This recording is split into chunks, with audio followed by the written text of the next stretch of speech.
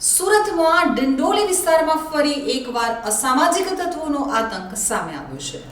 સુરતમાં અસામાજિક તત્વો બેફામ બન્યા છે। પોલીસ કે કાયદાનો જાણે કોઈને ડર જ ન હોય તેમ અસામાજિક તત્વોનો આતંક દિવસે દિવસે વધી રહ્યો છે। સુરતના ડિંડોલી વિસ્તારમાં અસામાજિક તત્વોએ એક રેસ્ટોરન્ટના માલિક અને કારીગરોને માર મારી આતંક મચાવ્યો હતો।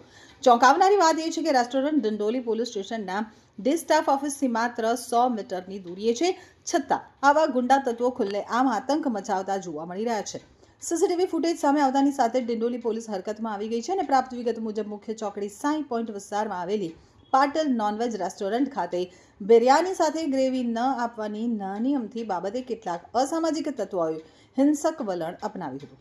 આ તત્વોએ રેસ્ટોરન્ટના માલિક અને કારીગરો સાથે ઝઘડો કરી અને ઢોર માર માર્યો હતો।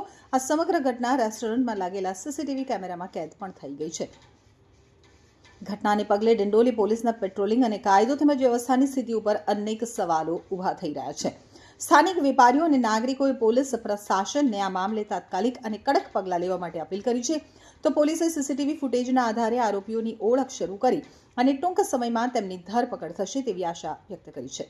સુરત મહાનગરપાલિકાના વહીવટદારો અને સ્થાનિકો પણ આવા કિસ્સાઓ સામે પોલીસની કામગીરી વધુ સઘન અને ઝડપી બનાવવા માટે દબાણ વધાર્યું છે।